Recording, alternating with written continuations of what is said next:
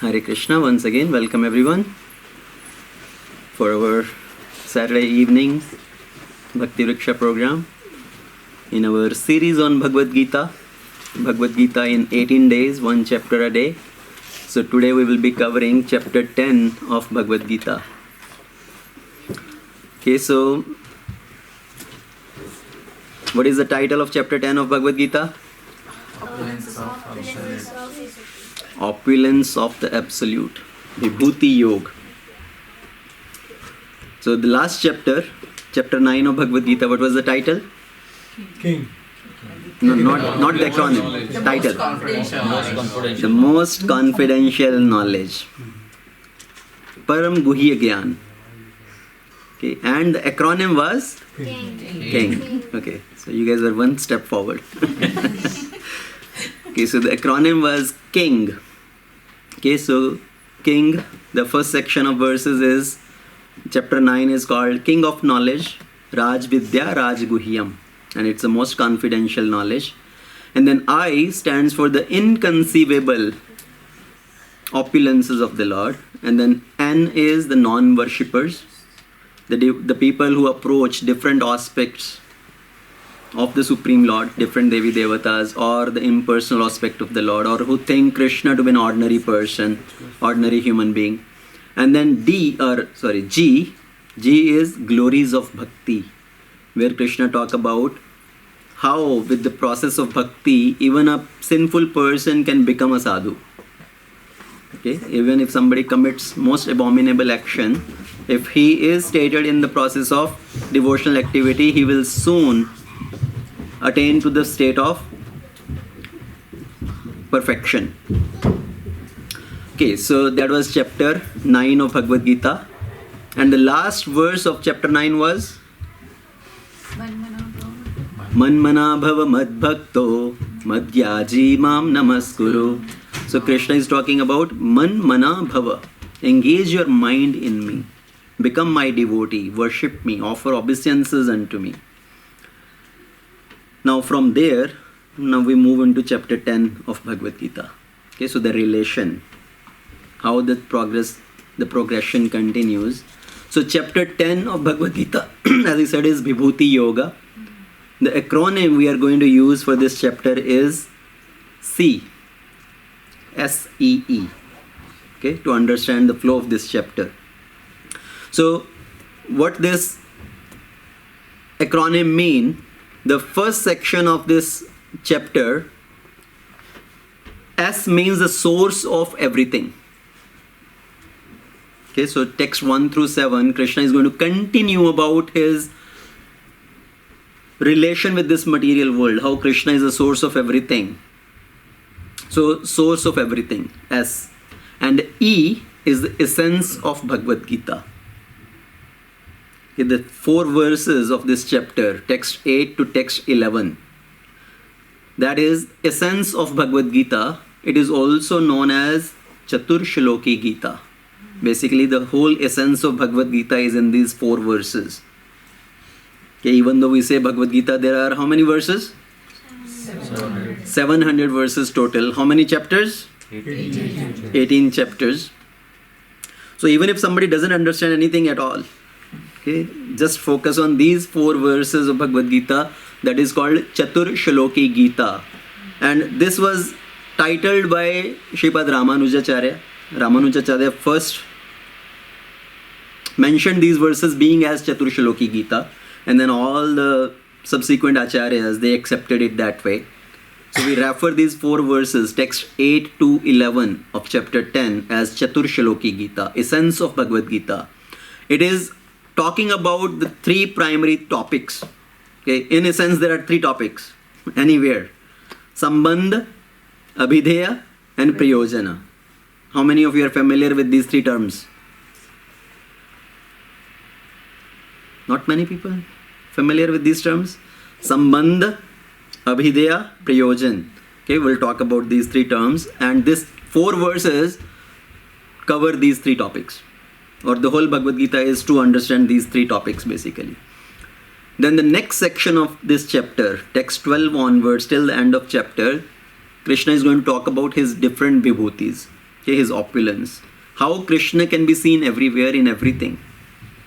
Okay, that is E, everywhere.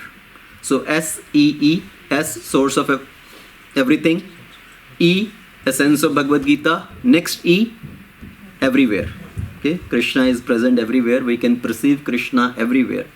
So that is the flow of this chapter of Bhagavad Gita. Now, in chapter 9, text 34, Krishna said, Man mana bhava. Engage your mind in me. And what if Arjuna's mind, this question is going on, okay, Krishna, you are asking us to engage our mind in you, but how can we put our mind to you? Okay, how we can see you everywhere? How to perceive you? So Arjuna may be thinking in that way, how to see you all the time, how to engage our mind in you all the time.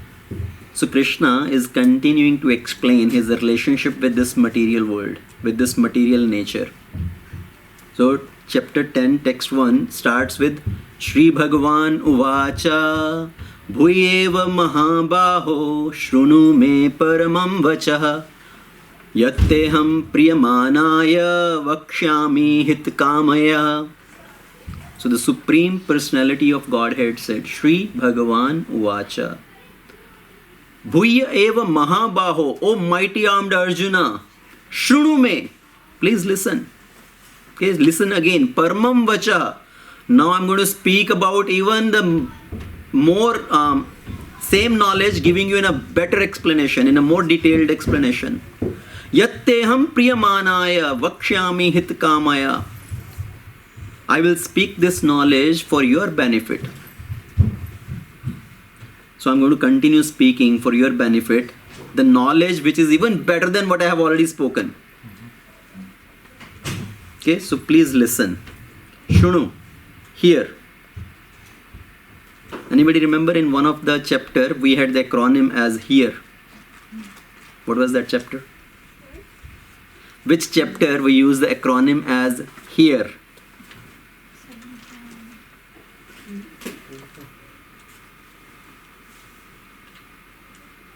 Maybe not hear, that was ears.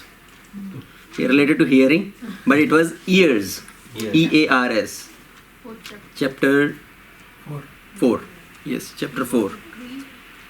Pre was chapter 3. So chapter 4, because in there also Krishna says Shrunu Me. Okay, so here, and for that we use the acronym ears, because ears are used for hearing. Okay, so here Lord Krishna is speaking, please hear. I'm going to speak for your benefit, even better knowledge. Now, first thing first, whenever Lord Krishna is speaking anything in Bhagavad Gita, it starts with Shri Bhagavan Uvacha. When Sanjay is speaking, Vyasadeva writes as Sanjay Uvacha. When Arjuna is speaking something, Vyasadeva writes Arjuna Uvacha. When Krishna is speaking something, Vyasadeva does not write Krishna Uvacha. Okay? Vyasadeva writes Shri Bhagavan Uvacha. Because Krishna, if it's just written as Krishna Uvacha, people may take it very lightly. Okay, Krishna being another ordinary person, maybe, how does it really make any difference? So it's writing as Shri Bhagavan Uvacha. It's spoken by the Supreme Personality of Godhead. Okay, not by anybody else and not by any ordinary person. Bhagavan, when we use the word Bhagavan, what is the meaning of Bhagavan? But who possess all the opulences. Vana means somebody who possesses. Van means to possess. Bhag means like Bhagya. Okay? The way we say Bhagyavan. Okay, and Bhagavan means somebody who can give all the Bhagya also. So one who possesses all the opulences, like we say Vidyavan, somebody who possesses knowledge. Okay, so Bhagavan means somebody who possesses all the opulences. And Prashar Muni gives the definition of Bhagavan: Aishwarasya samagrasya viryasya yashasah shreya jnanam vairagyasya shannam bhagan itangana. Somebody who possesses these 6 opulences in full, he is considered as Bhagavan. And what are these 6 opulences? First is Aishwarya. Aishwarya means wealth, the opulence of wealth. Aishwarasya samagrasya, not little bit, incompleteness. So Aishwarasya samagrasya, virya, strength, power. Yasha, fame. Aishwarasya samagrasya, viryasya, yashasah, shreya, beauty. Jnana, knowledge. And vairagya, renunciation. So somebody possesses all these 6 things in completeness. That is considered as the Supreme Personality of Godhead, Bhagavan. So here when Krishna is speaking, it's referred as Sri Bhagavan Uvacha, because Krishna is established here as the Supreme Personality of Godhead. Vyasadeva has accepted that. Narada, Asita, Devala, all they have accepted. And Krishna himself is also declaring in Bhagavad Gita that ultimately I am the Supreme Lord, the source of everything. So that will come in this chapter, where Krishna is very strongly going to propound that message that I am the source of everything, I am the Supreme Lord, everything comes from me. And Arjuna is finally going to accept that. Okay. Now, so in one sense, in chapter 10, final conclusion is done. Chapter 10, text 12 and 13, that is the end of Bhagavad Gita in one sense. Okay. Arjuna has accepted. Arjuna started with the doubt, please instruct me. And after hearing, Arjuna kind of gives the conclusion. Parabrahma, Paramdhama. So that is in one sense as the end of Bhagavad Gita, conclusion. But then further questions come. Arjuna is going to say, please explain to me your opulences, your Vibhutis. I want to see those Vibhutis manifest in front of me. So please show me your Vishvarupa. So that is chapter 11. Okay, so that's how it continues further. But here Krishna is speaking for the benefit of his devotees. Krishna is anxious that my devotee should not make wrong choices. So that's why Krishna is continuing to speak. And Krishna is eager to share this knowledge to his dear devotee out of his love. Okay, so Krishna is saying, because I'm going to speak this for your benefit. And Prabhupada very beautifully says that one can grow in Krishna consciousness when one is really anxious. Generally, we don't like to take anxiety, right? Nobody wants anxiety. But in Krishna consciousness, if you become anxious, if you take anxiety, oh, I have not done my chanting today. So if you take anxiety, I need to do chanting, I have not done my chanting, that's good actually. You make progress. You take anxiety, oh, I have not read anything today. Oh, I have not heard anything today. So take anxiety. We take anxiety for our work. If I don't finish this work, my boss is going to be angry at me, he's going to yell at me. I have to maybe work long hours. I have to sit and complete my work till 10 o'clock. So we take so much anxiety for our work, for our office related things, for our profession, for our career. Why not take a little bit anxiety for Krishna consciousness? Spiritual anxiety. Spiritual anxiety. And Krishna will see, oh, this devotee is very anxious for me. He really want to come towards me. So Krishna will make our path much easier. Okay, no pain, no gain.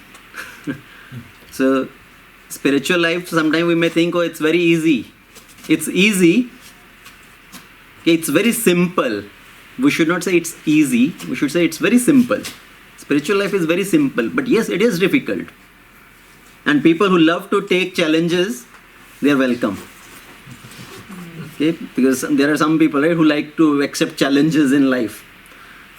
People want to go for mountain trekking, for some other things, adventurous thing. People who love challenges, people who want adventure, please come here, join this club. This is very adventurous. A lot of adventure is here. Getting up early in the morning, come for Mangalarati, attending Bhagavatam classes, coming to different programs, come for retreats. So it's adventurous. So Krishna is very anxious to give this knowledge, and we also should be anxious to receive this knowledge, to make progress in spiritual life. So 10.2 further Krishna says, I'm going to explain this knowledge to you because only I can explain about myself. Nobody else knows me in completeness. Nobody can understand me in essence. And then Krishna says, Na me vidhu suragana prabhavam na maharishyah Ahamadir hi devanam maharishinam cha sarvashah. Neither the demigods, Surgana, nor the great sages, na maharishyaha, they know my origin. Aham adir hi devanam, because I am the origin of all the devatas. Okay, so they cannot know me, they cannot know my origin, but I know everything. I am the source of the demigods, I am the source of the sages. Okay, and further Krishna says, what will be the benefit of knowing this? What will happen if you know me? Yo mam ajam anadim cha veti loka maheshwaram asammudha samrityeshu sarva papai pramuchyate. So, yo mam ajam anadi, somebody who accepts me, who knows me as unborn, ajanma, anadir, as the beginningless, because there is no beginning, no end of the Supreme Lord. So he who knows me as the unborn, as the beginningless, as the Supreme Lord of all the world, Loka Maheshwara, okay, who knows me as the Supreme Lord of all the worlds. Asammudha samrityeshu, such undeluded person among the men, what will happen to him? Sarva pape pramuchyate, he will be freed from all the sins. Okay, so that is the benefit of knowing about Krishna as the Supreme Lord of all that be. That person will become free from all the sins. Now, do we accept we have some account of sin, some bank balance of sin, some bank balance of wrong action, right? We have a big mixed baggage of pap and punya. Because there is a mixed bag of pap and punya, that's why sometimes there is happiness, sometimes there is suffering in life. Nobody can say, I have account of full pious only.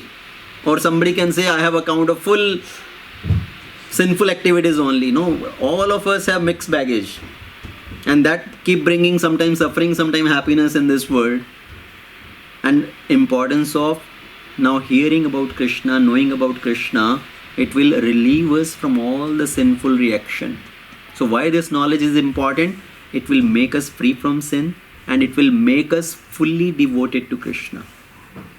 Okay, so these are the two benefits of knowing this. Free from sin and being devoted towards Krishna. Then text 4 and 5, Krishna is talking about all the different qualities. And Krishna says all these qualities are being created by me. The knowledge, birth, death, determination, enthusiasm and whatnot. Krishna is speaking about all these qualities. Krishna says, I have created all these qualities. And what else have I created? Krishna says all the 7 sages, which we refer to as Saptarishi. So all the 7 sages and before them the Chatushkumaras, Sanak, Sanat, Sanatan, Sanandan. And before that and after that all the Manus, starting with Savambhu Manu. And then all their descendants which came from them. Krishna says all these are actually coming from me only. So all of this come from me. I am the source of everything. I am the source of all these things. So Krishna is the creator of all the demigods like Brahma, Shiva. And then Krishna is creator of all the Manus in one sense. One may say, no, Manu came from Brahma or Shiva came from Brahma. When Brahma became angry from his eyes, Lord Shiva appeared. So Shiva came from Brahma. But in essence, everything came from Krishna. It is just like one person goes to an island and then from them the next progeny comes and then through them the whole island is now populated based on their descendants. Now, is it wrong saying all these descendants came from that one person? Originally, that one person was there and from them everything came up. So same way, even though something came from Brahma and from them further species came, originally everything came from Krishna. He is the source of everything. So Krishna is saying all these they came from me, and one who is convinced of this opulence and mystic power of mine, now what happens to them? at least if somebody knows this, if somebody is convinced about this, they will engage in my unalloyed devotional service. Of this there is no doubt. Okay, so Krishna's knowledge of Krishna's opulences that make us devoted to Krishna. That is the benefit. As I said, two benefits. One is free from sins. Second one, we will develop our attraction for Krishna. We will become devoted towards Krishna. So knowledge of Krishna's opulence will make one devoted to Krishna. Now, generally, people say God is great. Right? We hear this statement. God is great. But people do not know how God is great. What makes God great? So if we want to know in detail what makes God great, so if one factually knows how God is great, then naturally he will become surrendered soul and engage himself in the devotional service of the Supreme Lord. Our purpose is not to know about God. That is not our purpose. Why we read Bhagavad Gita? Why we read Bhagavatam? Are we reading this to know God? Why are we reading this? To understand. To love God. Yeah, our purpose is not to know God. Our purpose is ultimately to love God. Okay, to develop our loving relationship with the Supreme Lord. So, when we know more and more about Krishna, we will be naturally developing love for God and becoming surrendered to the Supreme Lord. Now, that was up to text 7. Okay, very briefly we discussed the source of everything. Krishna says, I am the source of everything. Now, text 8 through 11, this is where we are going to spend a little bit more time. That is essence of Bhagavad Gita, the ChaturShloki Gita.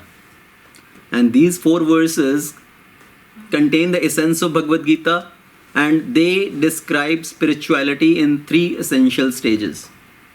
As we talked about 3 topics. Sambandha, Abhideya, Prayojana. What is the meaning of Sambandha? Relationship. Understanding the relationship. Okay, Sambandha. Pavani is daughter of Manoj Prabhu. That is Sambandha. Okay, so understanding the relationship. After we understand the relationship, then ultimate goal is Prayojana. What is the Prayojana? Goal? To act in that relationship, right? What is the ultimate conclusion? Have loving exchange in that relationship. That is Prayojana. And to do that, in between there is a process. If we have to do something, you have to do something for Pavani. Pavani exchanges something with you as a loving reciprocation. So that in between the process, that is called Abhideya. So Sambandha, Abhideya, Prayojana. Sambandha is understanding our relationship. Prayojana is the ultimate goal. So in spirituality, Sambandha means understanding our relationship with Krishna. What is our relationship with Krishna? He is the Supreme Father. We are sons and daughters of Krishna, part and parcel of Krishna. Prayojana is to reawaken that love for God, to go back to our spiritual father. That is the Prayojana, goal. And in between now, there is process. How we do that? That is Abhideya. Okay, another simple example I will tell you. Let's say you see some car on the road or in the showroom. Okay, some new brand or new model of a car. And seeing that car, you immediately become attracted to that car. Oh, I want to buy this car. So in your mind, you have already established a relationship with that car. Okay, I want to buy this car. Now Prayojana is, I want to see that car standing in my garage, parked in my garage, right, or my own driveway. So that is the Prayojana and goal. I have developed a relation with that car I want to buy. Ultimate is, I want to bring that car to my home. In between there is a process. Abhideya. Process is, now I have to arrange for the finances. I need to make sure I have the finances for that car. Either I have cash in the bank or I have to take a loan. So I have to do the application for that. So in between whatever that process is, that is Abhideya. So Sambandha, Abhideya, Prayojana. So these 4 verses in nutshell talk about these 3 things. So Krishna tells what is our relationship, mutual relationship. And then ultimately goal is we want to attain Krishna, and then in between what we are supposed to do. Right, Abhideya. And also if we look differently in another way, the first 2 verses out of these 4 verses, they talk about what we do for Krishna. Okay, as Abhideya, what we do for Krishna. And the next 2 verses, they talk about what Krishna does for us. Okay, as a mutual reciprocation. So what we do for Krishna and what Krishna does for us. So let's look at these 4 verses, very beautiful verses. And as I said, these 4 verses, in terms of ChaturShloki Bhagavad Gita, was first explained in that way by Sripad Ramanujacharya, and all other acharyas followed that same method. So we should avoid any unauthorized commentaries. Somebody may be a very scholarly person, and people like to write books, and somebody just write their own commentary, their own understanding, and they do a lot of hodgepodge and create a lot of confusion for people. So avoid any unauthorized commentaries. Stick with commentary which is coming in our disciplic succession. Not to explore new different things. So let me see what that person is trying to write or what that person is trying to explain. So text 10, chapter 10, text 8. Please repeat after me. We will do section by section. Aham sarvasya prabhavo. Aham sarvasya prabho. Matta sarvam pravartate. Matta sarvam pravartate. Iti matva bhajante mam. Iti matva bhajante mam. Buddha bhava samanvitaha. Buddha bhava samanvitaha. Aham sarvasya prabhavo matta sarvam pravartate iti matva bhajante mam buddha bhava samanvitaha. So what is Krishna saying here is explaining our relationship. Okay, Krishna says Aham sarvasya prabhavo. I am the source of everything. All the spiritual and material worlds, they come from me. I am the source of all the material and spiritual worlds. Aham sarvasya prabhavo. Mattah sarvam pravartate. And because of me, everything operates. Okay, one thing is to create something. Then another thing is to make that thing operate, maintain also. So Krishna says, Aham sarvasya prabhavo mattah sarvam pravartate. Everything is created by me and everything is operated by me. I am the operator of everything. I am maintaining everything. So Krishna is the creator, Krishna is the operator. Okay? In this world there are 3 categories of people in terms of believing in God. We know 2 categories generally. One is theist and another is atheist. Astik and Nastik. Right? What is theist? Thieves means believer in God.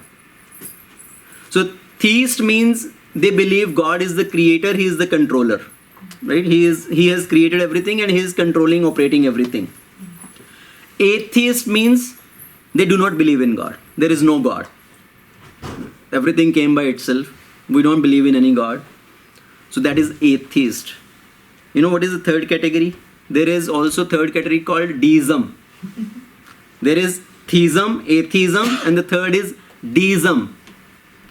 Their philosophy is, yes, God created everything, but now things have gone out of control of God.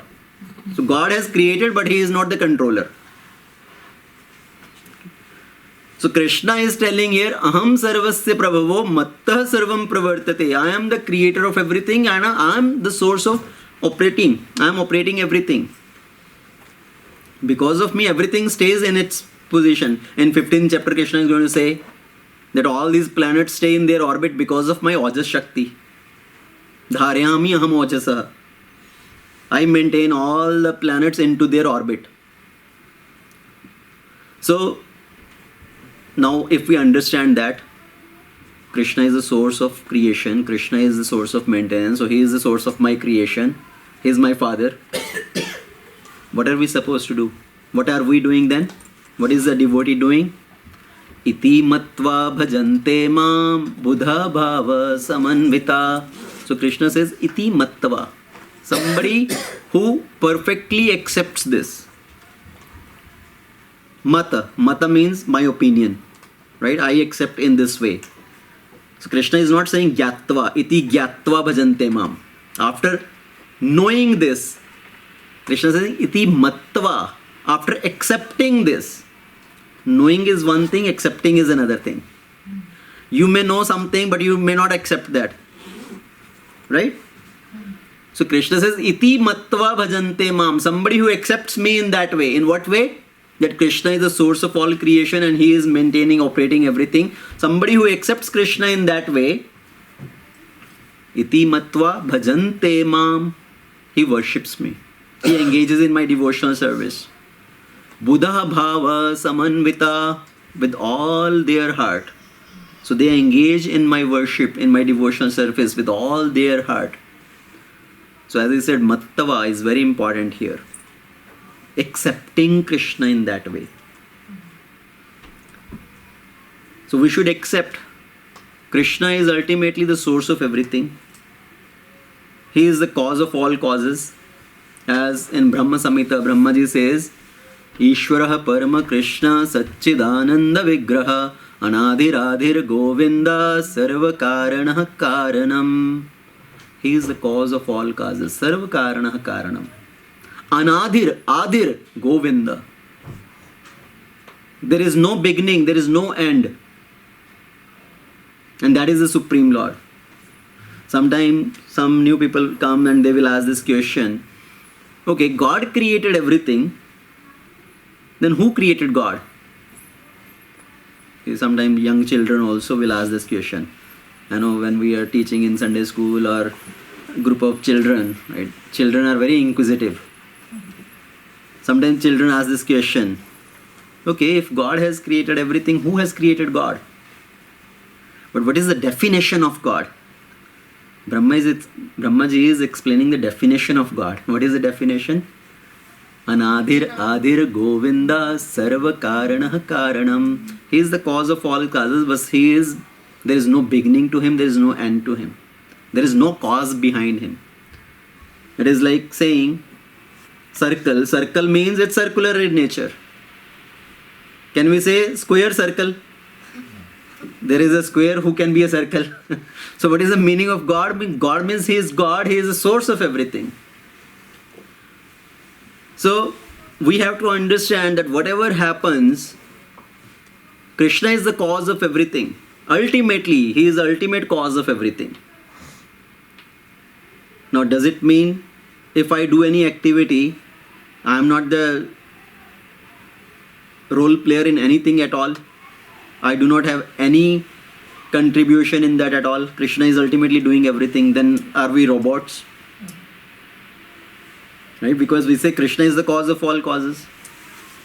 So we should understand there are three causes behind everything. What are the three causes?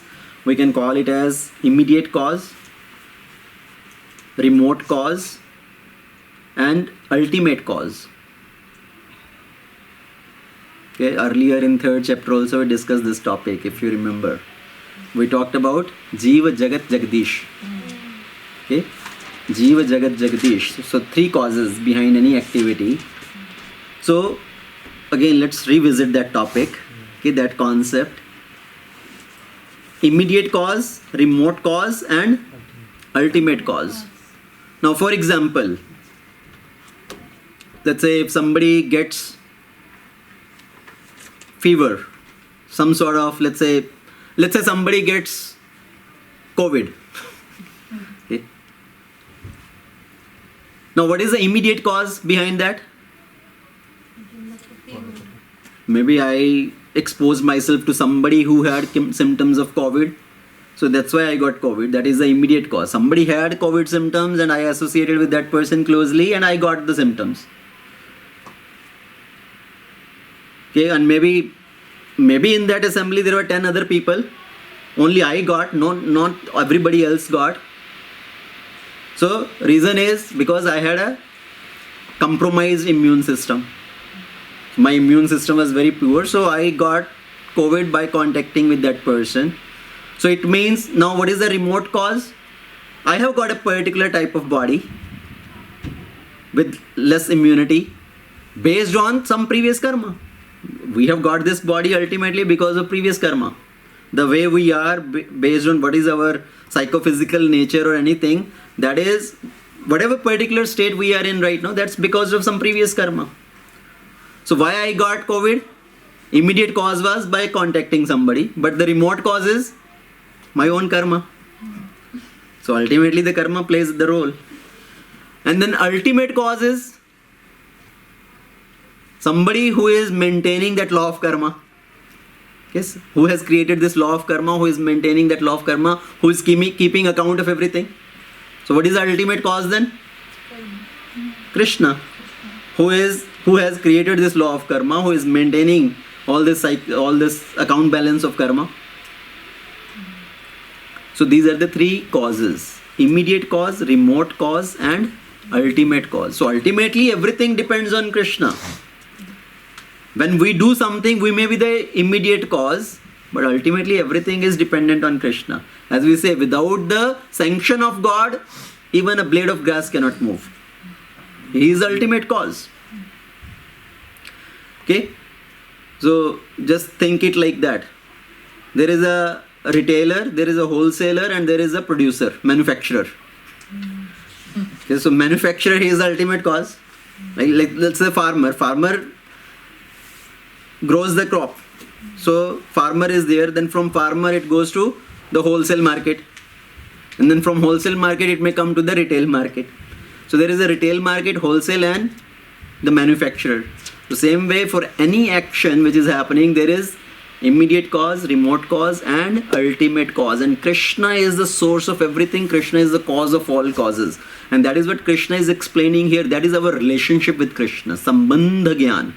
So understanding our relation with Krishna, and after understanding our relation, what we do? Krishna says, Iti matva bhajante mam buddha bhavah samanvitaha. By understanding that, by accepting that relation, then the devotees start engaging in my devotional service with pure heart, with full heart, with all their heart. Now next verse. What is the further activities of devotees after understanding this relationship with Krishna? Okay, another very beautiful one. All these 4 verses are very beautiful. We'll try to recite it together. So chapter 10, text 9. Matchitta matgatah prana bodhayantah parasparam kathayantascha mam nityam tushyanti cha ramanti cha. Okay, so matchitta matgatah prana. So the devotees, they are constantly, their thoughts dwell in me. Okay, mat chitta, their chitta, their consciousness, their thoughts are engaged in me.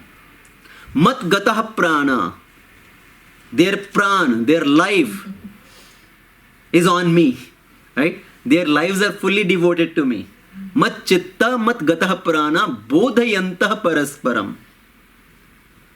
So they are conversing about me mutually. Kathayantascha mam nityam. They are constantly hearing about me, conversing about me with one another.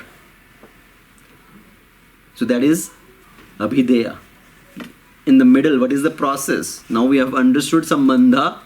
So what is the abhideya, the process? What are we doing? Matchitta matgatah prana bodhayantah parasparam kathayantascha mam nityam.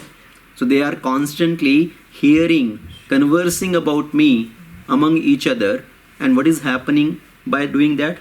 Are they bored? Are they tired? Tushyanti cha ramanti cha. They are feeling full satisfaction. Tushyanti. Ramanti. They are feeling bliss.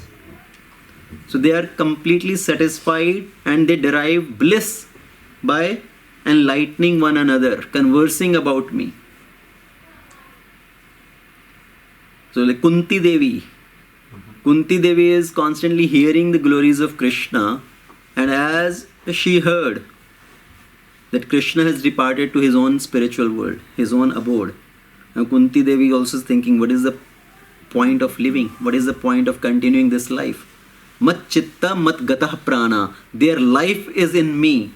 So Kunti Devi also gave up life. What is the point in continuing the life now? Krishna has gone back to his own abode, so I should also give up my life. How many of you have heard about Narsi Mehta? Okay, a Gujarati saint from the 15th century. Okay, Narsi Mehta. How many of you have heard? Okay. So for some of you who have not heard, I will tell his story about the same verse, okay, relating with this verse. Mat chitta mat gatah prana. So Narsi Mehta, he is a wonderful devotee of Lord Krishna and very renounced. Even though he is a householder, grahastha, okay, he has a wife, he has a daughter, and he is living with his brother family as a joint family. But he is completely renounced. He doesn't do any work. He is engaging in just Shravanam Kirtanam. Mat chitta mat gatah prana.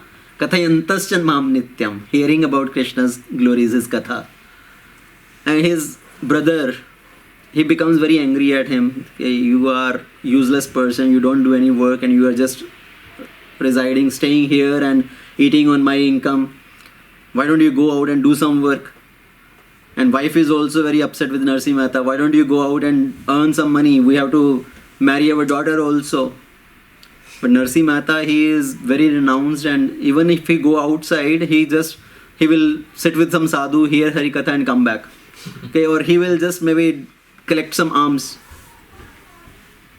Now he was thrown out of his family, his brother's house. Okay, you get out of here. You are a useless person, you don't want to earn anything. You go and live by yourself now. And Narsi Mehta, he went to the temple of Lord Shiva on the outskirts of the on the city or the village, and he is just sitting there and meditating on Krishna, basically crying. With tears coming out of his eyes, he is remembering Krishna, his activities. And at that time, Lord Shiva appeared. In the previous chapter, what do we discuss? The devotees of Krishna, when they are remembering Krishna, when they are worshipping Krishna, even the other demigods come and grant them wishes. But it doesn't happen that somebody is worshipping any demigod, any particular Devi Devta, and Krishna will come say, okay, what do you want? But the opposite is true. Somebody is devotee of Krishna, other Devi Devatas may come to help. Narsi Mehta, he is in the temple of Shiva, because that was the temple on the outskirts of the village, and he is crying, remembering Krishna, and Lord Shiva appeared there. What do you want? What is your desire? He said, I didn't call you. I never called you. I was calling Krishna, I was remembering Krishna. And Shiva said, you are sitting in my temple, Shivalinga is here, and I came hearing your plea. Please ask me something. I have come, abhi kuch deke jaunga, aaya hoon to kuch deke jaunga. So Narsi Mehta said, see, devotees are very intelligent. Okay? So Narsi Mehta said, if you really want to give something, please give me whatever is most dear to you. Okay? So Narsi Mehta said, give me something whichever is most dear to you. And what is most dear to Lord Shiva? Krishna. Krishna's activities, Krishna's pastime. And most dear to Lord Shiva is Krishna's rasa pastime, rasa dance. Lord Shiva himself wanted to go participate in the rasa dance. Okay, he went in the form of a gopi.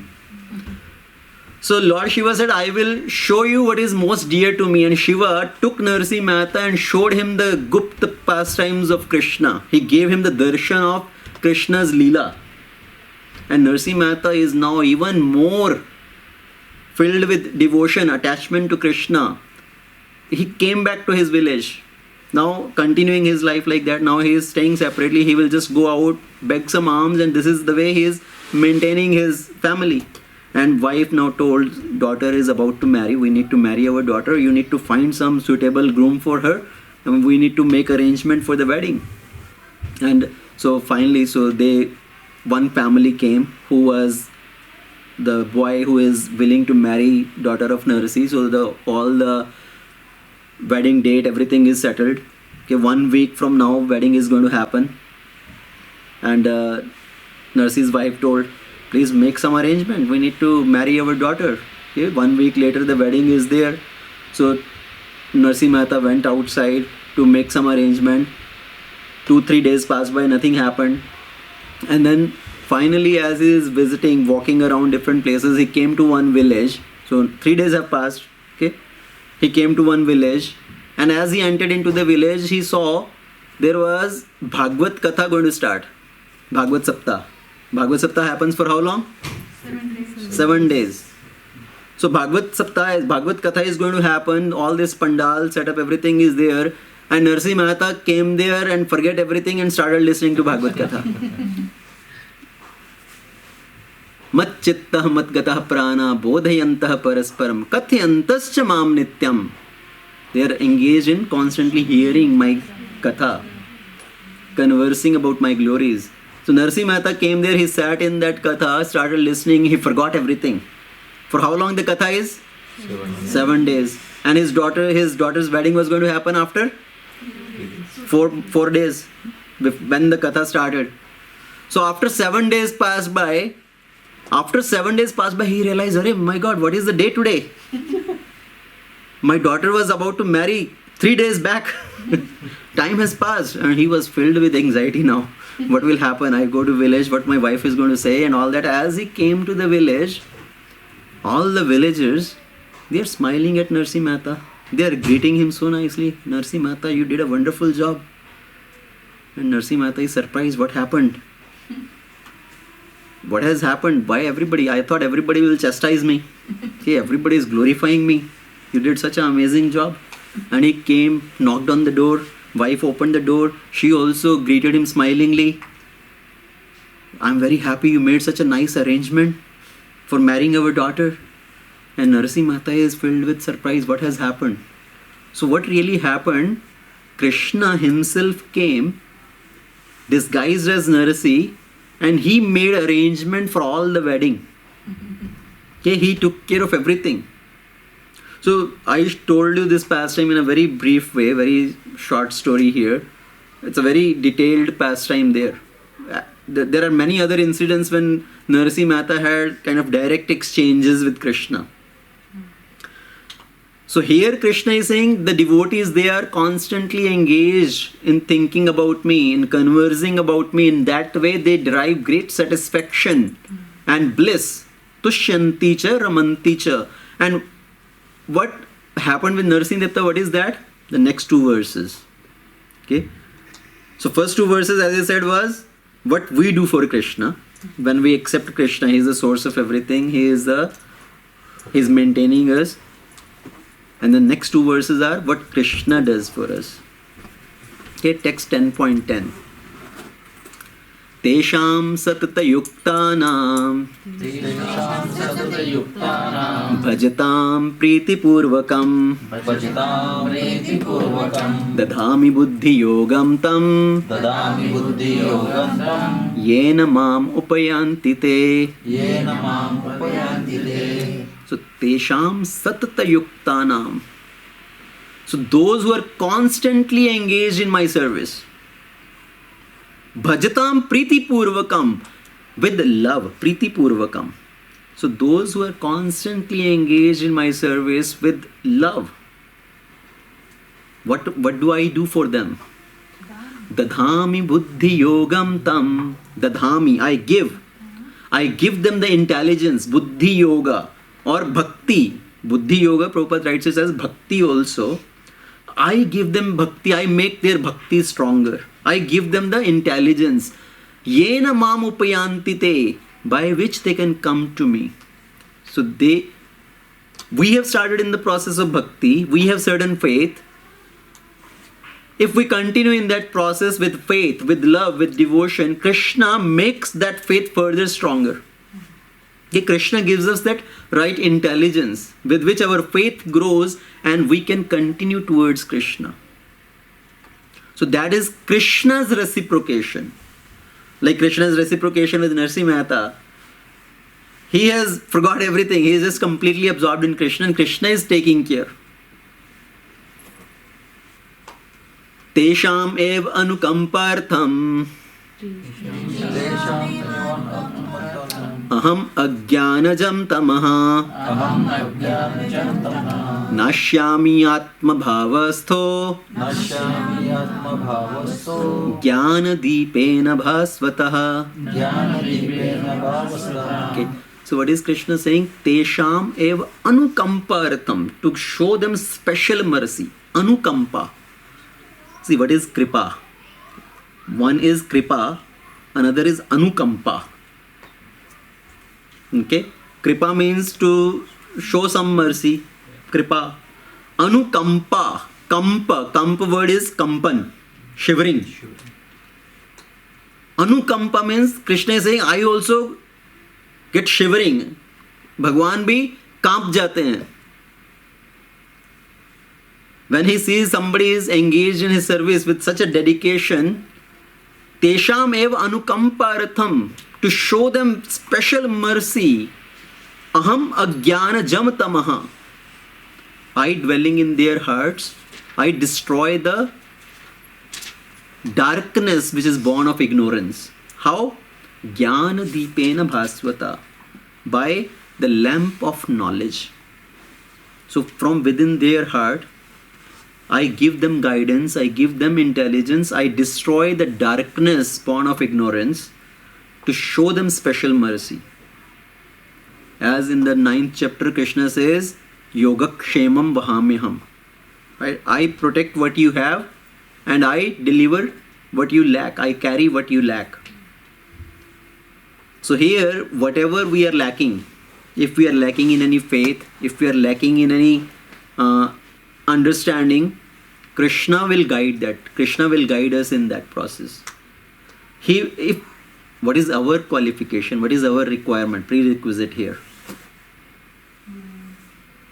What is the prerequisite here for Krishna to show that special mercy? We have to engage ourselves in Krishna. Yes, we have to show some level of commitment, some level of surrender to Krishna. We have to engage in devotional service, not by force, by love. And Krishna is ready to cut down any shackles we may have, okay, any problems we may have on the path. Krishna is ready to remove all those if we are eager to move towards Krishna. So these 4 verses, as I said, are talking about Sambandha, Abhidheya and Prayojana. What is the Prayojana? So that we can come to Krishna. That is the end goal. Okay, and for that, in between, there is a process which is we need to engage in devotional service. Kathayantascha mam nityam. So these are the 4 verses which are very wonderful. Now, after Krishna has spoken these 4 verses, after hearing these 4 verses, Arjuna is excited. Okay, Arjuna is fully convinced. And Arjuna is satisfied by Krishna's explanation and he makes a declaration. What is Arjuna's declaration? Arjuna vacha param brahma param dhama pavitram paramam bhavan purusham shashvatam divyam adidevam ajam vibhu. So you are the Adideva, you are the source of everything. You are the Supreme Personality of Godhead, the ultimate abode, the purest, the absolute truth. You are eternal, you are transcendental. Purusham Shashvatam Divyam. So, that is Arjuna's conclusion, that I accept you in that way. That you are the Supreme Lord, you are the purest of all, you are the eternal, you are unborn, you are greatest. Now one may say that okay, Arjuna is speaking to Krishna, Arjuna is friend of Krishna. So is it like one friend is glorifying another friend? He is flattering Krishna that yes, oh, you are such and such person, you are very great. Like 2 friends are conversing and one friend start flattering other person, oh, you are the best cricketer. Okay. you hit sixes and fours and you make the maximum run. So you are best cricketer. One friend may flatter another person, another friend, but is Arjuna speaking to Krishna like that? Flattering, trying to flatter him? No, but why? Because next what Arjuna says, I am not just speaking based on my understanding. Okay, because I have seen you, I have heard from you. So I had the Pratyaksha Praman by sensory perception. Not just because of that. Actually, I had Shabda Praman also. I have heard from authorities also. And what are the authorities? Further Arjuna says, Ahostvam rishaya sarve deva rishi naradas tatha asito deva lo vyasa swayam chaiva bravishime. So I'm not just saying because what is my understanding, because of what I am seeing you. I have heard from other authorities also, from all the great rishis, such as Narada Rishi, Devala, Asita, Vyasa. All these great rishis are also saying the same thing, that you are the Supreme Lord, you are the Supreme Personality of Godhead. And now you yourself also has declared that. So that is why I am accepting you in that way. So Arjuna has accepted Krishna in that way. Arjuna made the final conclusion, final statement. But further, now Arjuna tells, please tell me how I can engage my mind in you every time, all the time. How I can perceive you everywhere. You have created this material world, so how I can see you, perceive you all the time, everywhere. Please tell me about your opulences, tell me about your Vibhutis. Okay, so further, now Krishna talk about his Vibhutis. What are these Vibhutis? Means how Krishna can be perceived. Anything we see in this material world, anything great which we see in this material world, that is representation of Krishna. It doesn't mean Krishna is physically that entity. Any greatness of anything represents Krishna's greatness. Okay? When Krishna says, I am the Himalayas, or I am this lion, or this, that, it doesn't mean Krishna is physically that.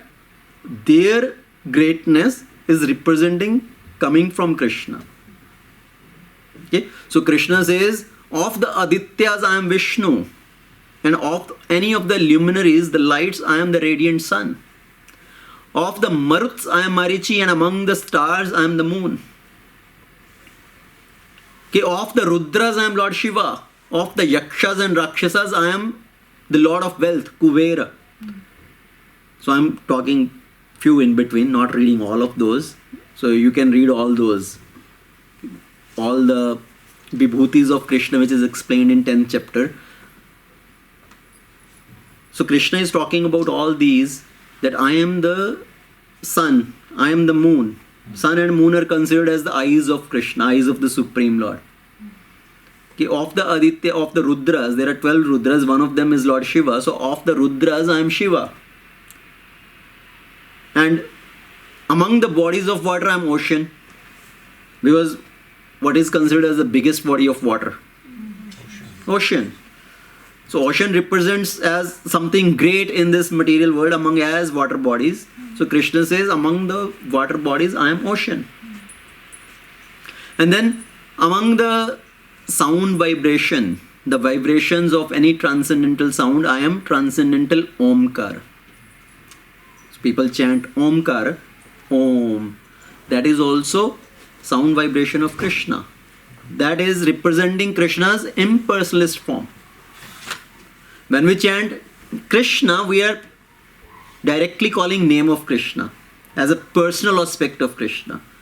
Chanting of Om is referring to Krishna's impersonal form as a transcendental sound vibration. Okay, of the sacrifices, Krishna says, I am the chanting of the holy name. And of the immovable things, I am Himalayas. So Giram Asmi Ekam Aksharam. Giram Asmi Ekam Aksharam means on the vibrations, I am the transcendental Om. Yajnanam Yap Yajyo Asmi. Among any austerities, among any sacrifices, I am the chanting of holy name. And that's why we say in Kali Yuga, what is the best form of performing a yajna? The chanting of holy name. In Kali Yuga, all other yajnas are not recommended. Even if we perform some yajna also, in Kali Yuga it's not possible to get the result of the yajnas, because in yajna everything has to be very pure. Okay, the ghee we pour in the yajna has to be very pure.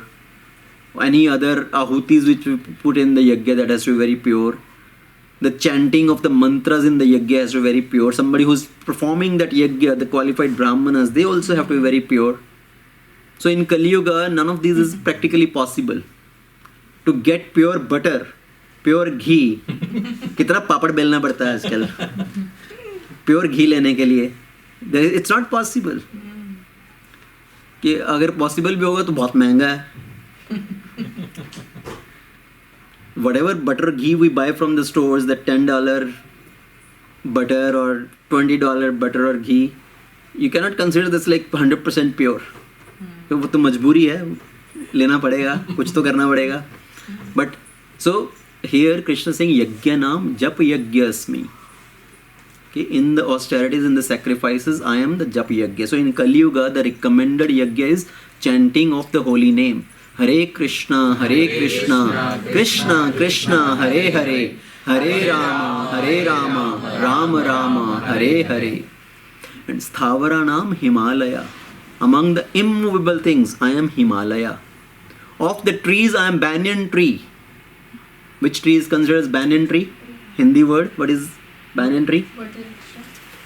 Vatabriksha. People ka ped? Is the same thing? People is different. Bargat ka ped. Okay, so among the trees I am banyan tree, because banyan tree is huge. It can expand to many miles distance also. Okay, the roots keep expanding and it can cover so many vast distance also.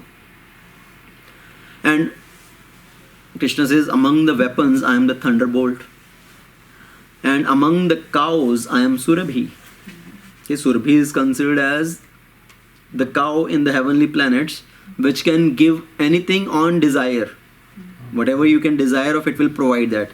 Not directly just milk. If you want mango shake, it can directly give mango shake. Okay? You want the sweet pudding, it can directly give sweet pudding. Not that she will give milk and then you will add rice and cook it, put sugar, and then the sweet pudding will come out. It can directly give that. So it can provide the things on wish. So Krishna says, among the cows I am Surabhi. Or we refer another as Kamadhenu. Kamadhenu ka hai. Kamadhenu means who can provide any desire, based on any desire. So further Krishna says, among the serpents I am Vasuki. Okay. On different type of snake I am Vasuki, and among the snakes with the hoods, the hooded snake, there are two categories. One is the snake without hood, another is hooded snake. So among the non-hooded snake, regular snakes, I am Vasuki. Among the hooded snakes, I am Ananta. Ananta has thousands of hoods. Okay, Ananta Sesh. And among the Pitras, I am Ariyama. And among the dispenser of law, I am Yama, the Lord of Death. Among the Daityas, I am devoted Prahlad. And among the subduers, I am time. Time kills everything. Time destroys everything. So in that way, Krishna is speaking about his vibhutis. Among the wielders of weapon, I am Rama. Okay? Dhanurdhari. And among the flowing rivers, I am Ganges. Ganga is considered as the purest of the rivers, the holy river. So like that, Krishna is speaking about his various vibhutis. Now Ganga, when we talk about Ganga, we refer to Ganga as mother. Okay, these rivers are also considered as mother. Ganga Mata, Ganga Maiya. And Ganga, what is the significance of Ganga? It cleanses sins, It emanates from the feet of Lord Vishnu. In the pastime of Vaman Dev, when Lord appeared as Vaman Dev and he asked for 3 footsteps of land from Bali Maharaj. In 1 step he measured the whole universe, and the toe pierced through the outer covering. And from that, the water of the causal ocean, he came inside this material world. So washing the feet of the Lord, this water is coming, that is referred as Ganga. Okay? So Ganga Maiya, we refer to it as Ganga Maiya, we refer to it as Yamuna Maiya. So the rivers are also considered as holy rivers, they are like mothers. But if you have to say Superior Lake Maiya, famous Maiya, does it sound very... It doesn't sound like, right? It doesn't come out like that. But for Ganga, it will be automatically coming out. Ganga Maiya ki jai. If you have to say famous Maiya ki jai, how many people will respond like that? So Ganga is very special river. It's considered as mother. And Shankaracharya has composed a stuti, okay, for Ganga as a set of verses in glorification of Mother Ganga. Okay, the first verse of that says, Devi Sureshwari Bhagavati Gange Tribhuvana Tarani Taralatarange Shankara Moli Viharani Vimale Mama Matir Astam Tavapad Kamale. Devi Sureshwari, O Goddess Ganga, you are the divine river from heaven. Tribhuvana Tarani, you are the deliverer, the savior of the 3 worlds. You are pure and restless. Shankara Moli, you adorn Lord Shiva's head.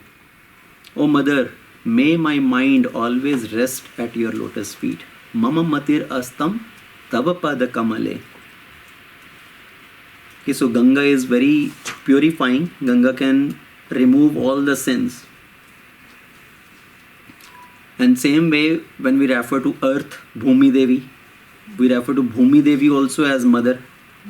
Bhumi Mata, Bhumi Devi, Mother Earth. Okay, Mother Ganges, Mother Earth.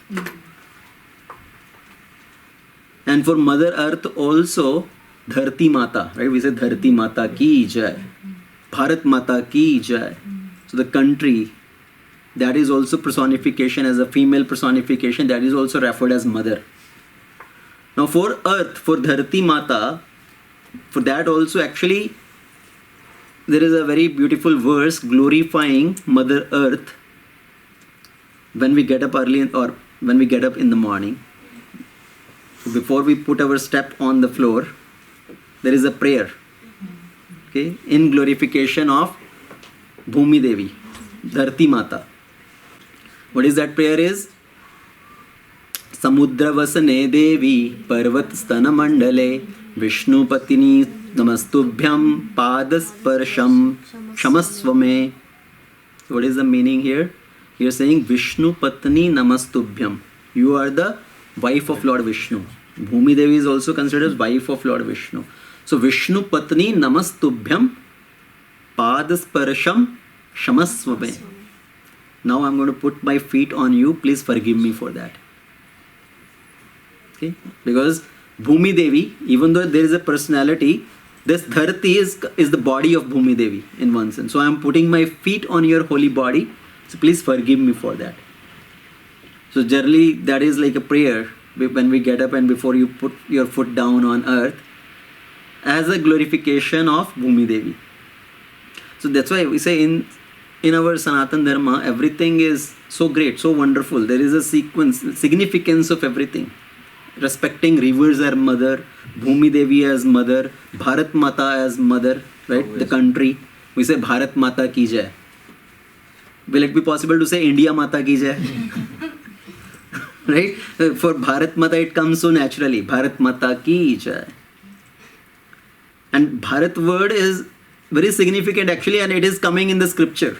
Bharat word is so many places in scripture. In Bhagavad Gita also Bharat word comes so many times.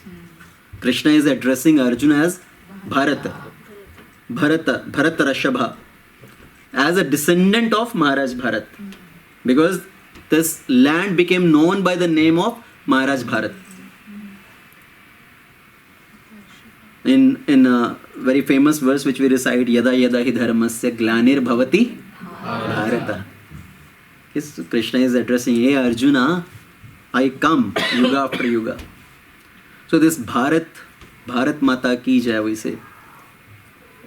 So like that, everything is so special. Now, Mother Earth is special, or river Ganga is very special. Why? Because Ganga can purify all the three worlds.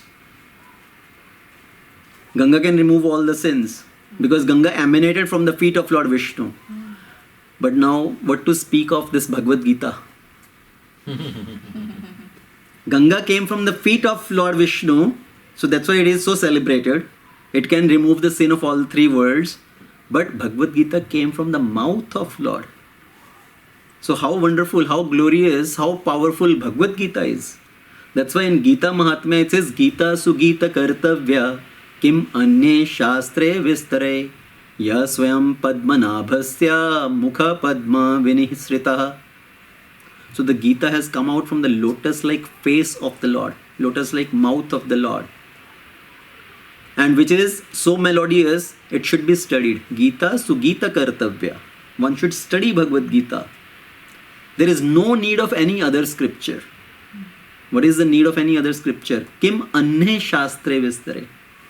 So one should read Bhagavad Gita because it can purify us, it can remove all the sinful propensities. Ganga can remove the sin. Okay, Ganga can remove the sinful reaction. But Bhagavad Gita not only removes the sinful reaction, it can remove the tendency of committing sin. People go for holy pilgrimage, people take bath in Ganga, their sins are gone, but they come back again, commit sins, again engage in those activities.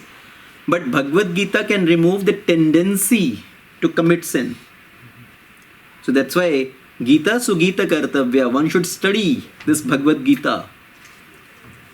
And what is this Bhagavad Gita? Who has given this Bhagavad Gita? Sarva Upanishado Gavo Dogdha Gopalanandana Parthavatsa Sudhir Bhokta Dugdham Gita Amritam Mahat. So all the Upanishads, if we consider all the Upanishads like cow, Sarva Upanishado Gavo. So all these Upanishads, all the other scriptures are like the cow. And to milk a cow, you need a calf. Okay, when the calf comes and take milk from the cow, then cow releases all the milk in the udder and we can take the milk out. So Krishna, to churn the milk from this cow in the form of Upanishads, Krishna used Arjuna as a calf. Parth, Vatsa. So utilizing Arjuna as a calf, Krishna has churned out the essence of all these scriptures in the form of cow and given us this Bhagavad Gita. And who is going to drink this milk? Sudhir Bhokta. The intelligent class of people, they will drink this milk. And what is this milk? This is not ordinary milk. Dugdham Gita Amritam Mahat. Gita Amrit. Okay, this is not ordinary milk. This is nectar. So Sudhir Bhokta Dugdham Gita Amritam Mahat. The intelligence class of people will drink this nectar of Gita.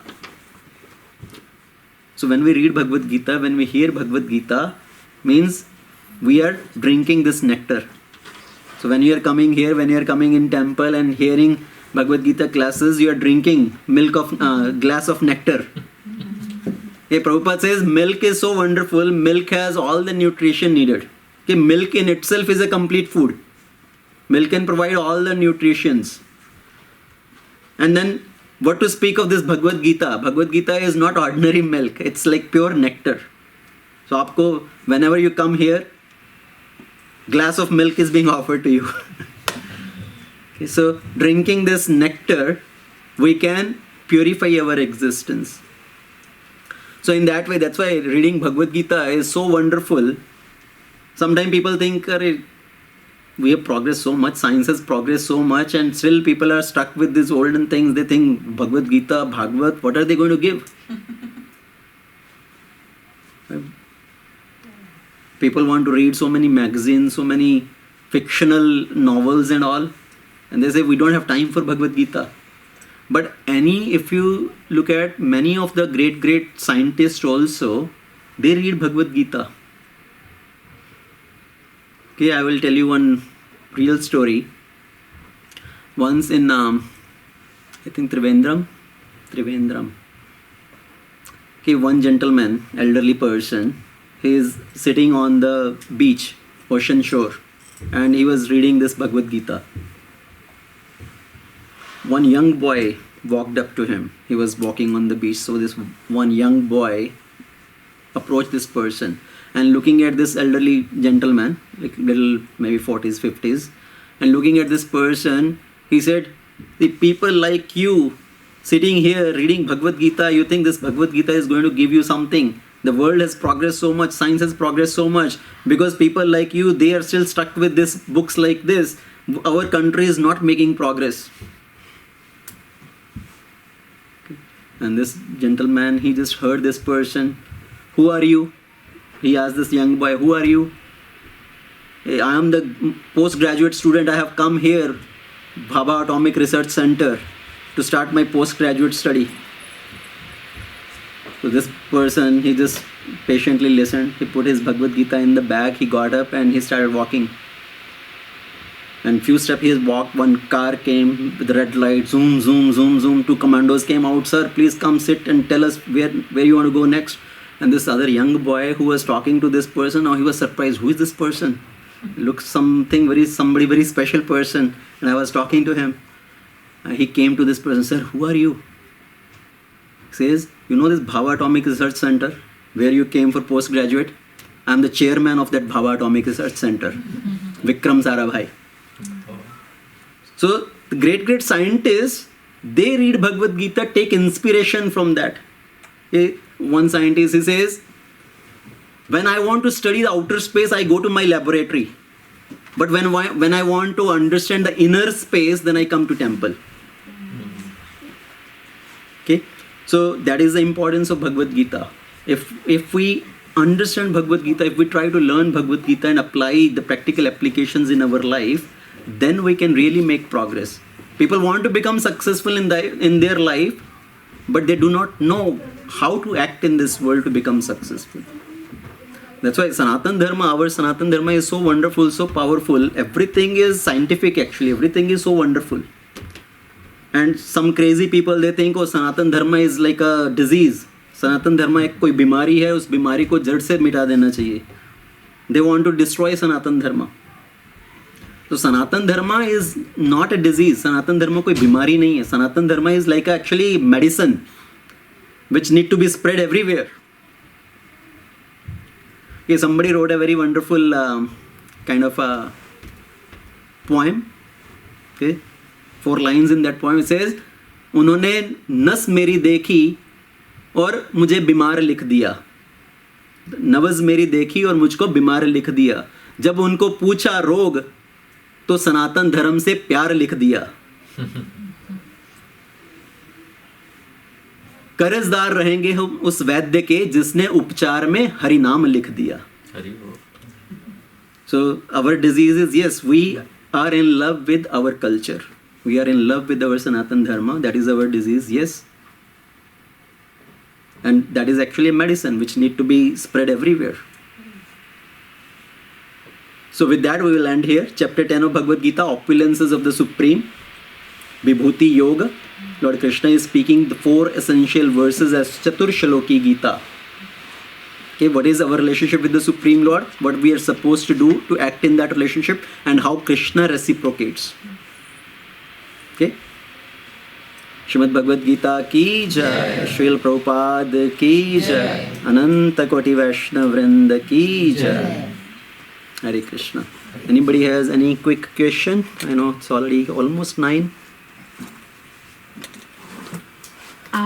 Hare Krishna Prabhuji, I just have one question. So you were saying Ganga Mata came from Vamanadev, but actually I remember somebody say that it is due to the penance of Bhagirath. I mean, yes, like yes. somebody called like Bhagirath. Yeah, so was it in a different Manu, or like No. I just want to clarify. So yes, it's both are related. So when Vaman Dev's foot pierced the outer covering of the universe, so from that the causal ocean water came inside this universe, and that came up to Brahmalok. Okay, at that time. So Ganga came in this universe, but not to the earthly planets. And Bhagiratha performed austerities to bring Ganga from the higher planets down to earthly planet. So that is where Bhagirath's role come into play. That Bhagirath performed austerities to deliver his ancestors, his forefathers. So Ganga came down from the heavenly planets down to earthly planets. Okay, so that is the overall picture here. Okay. Also, like people who are chanting Om, are they impersonalist? Impersonalist in the sense they may not have a right understanding. People just chant Om as a transcendental sound vibration. We cannot say they are impersonalist. The point I was saying is it's an impersonal representation of the Supreme Lord.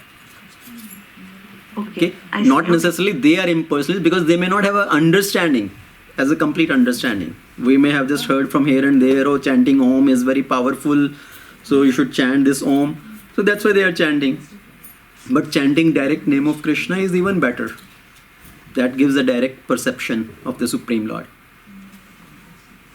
Okay. Thank you, Prabhuji. Dandavat pranams. Okay. Hare Krishna.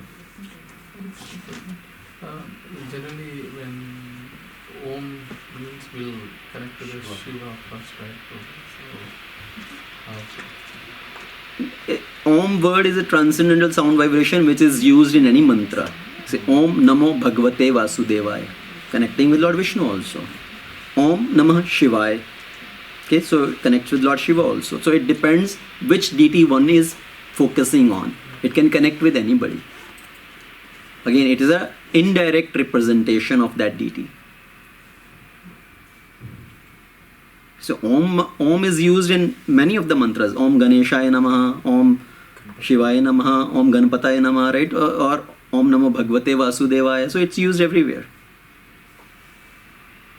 So it's indirect representation of that personality, that form. Okay, anything else from Mataji's side? Any question? Yes, Srini. So, the God claims in this chapter, again I'm hearing this chapter for the first time, so please excuse my ignorance. So he claims he wanted to help Arjuna understand more about him, so that his belief in God increases, his bhakti goes up, he's more devoted. He says, I am the destroyer, I am the creator and I am the destroyer as well. Here Krishna is saying mainly I am the creator, I am the operator. Operator, right. And he also says that he is the start, beginning and mid, all that stuff. So if he is the one who is operating everything in this world, obviously he is operating the good and bad. You did say in your words as well. So he is the operator for all, whether you say floods, earthquakes, the disasters that happen in this world. So in the previous chapter, if you remember, we discussed, Krishna says, even though I created everything, I stay aloof from this. I do not become entangled with this. So Krishna has created this world at a higher level. Yes, he is maintaining, he is sanctioning our desires. He has given us a freedom to act in this world. So Krishna does not interfere sometimes. He has given us a freedom to act the way we want to act.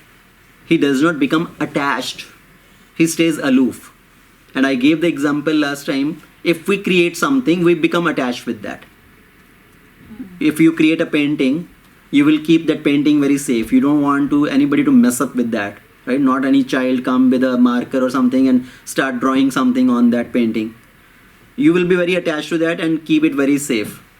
Krishna has created everything, and all of us, like small children, they are trying to play with this creation of Krishna, kind of distort this creation of Krishna. And Krishna, he doesn't become attached, he stays aloof from this. He says, okay, you have a particular desire to act in a particular way, I give you freedom to act in this world. This is your playground. Like parent take the child to a playground. Okay, within this playground, you can run around and you can play the way you want. Don't go outside the boundary. Right? Don't run on the road or something where you will get hurt. Within this playground, you run around, play.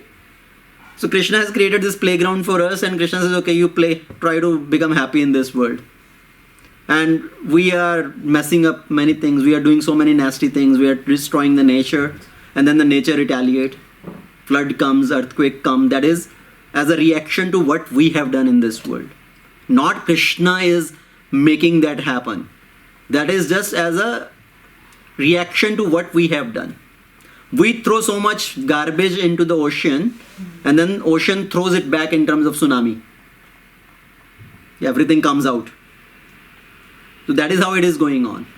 All that is because of our action. We are the immediate cause. At the higher end, yes, Krishna is the ultimate cause. But we are the immediate cause. Responsibility lies with the immediate cause.